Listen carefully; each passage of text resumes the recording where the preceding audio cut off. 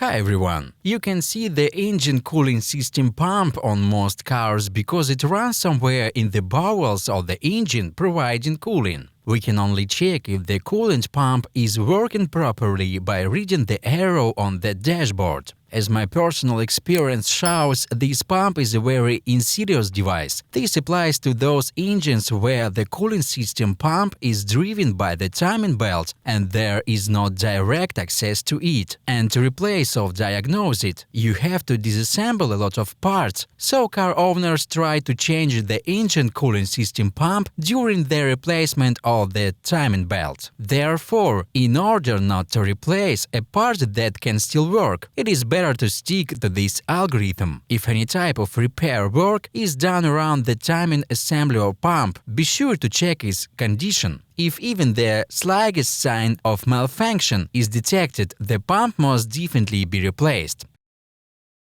First, we can inspect the installation site of the pump itself. More often than not, the pump is not physically destroyed, but it begins to leak around the gasket or seals. It is better if you can examine the pump together with the engine block, the slightest cooling leak, and the pump must be replaced. A few years ago in my car, the timing belt bypass roller fell due to a leak coolant pump. As a result, the roller crumbled and the timing belt became loose. As a result, the ignition system went haywire. A little more and the engine would have had to be overhauled. Here's what happened. The cooling system pump started to leak. Since the car has a V engine, there is a bypass part of the timing belt under the pump. As a result, the coolant was dripping from the pump directly onto the bypass roller and it eventually became rusty and crumbled. This caused the timing belt to loosen and the engine's ignition system to malfunction. The second way you can check the backlash. We take the shaft axle of the pump with our hand and try to wiggle it. If you feel by hand that there is backlash, then the pump should be replaced. Also, the bearing in the pump can wear out, causing it to start humming. You will be able to tell by the characteristic sound, and over time the bearing can jam. The last method is to check how the coolant circulates in the large circle of the cooling system. Start the car, wait for the engine to warm up and the thermostat to open. Next, squeeze the upper radiator hose with your hand, and if the pump is functioning, we should feel a strong or rhythmic pulsation of the coolant with our hand. If the pulsations are weak or completely absent, it is a sign that the cooling system pump needs to be replaced. Maybe the pump's impeller has started to fall apart.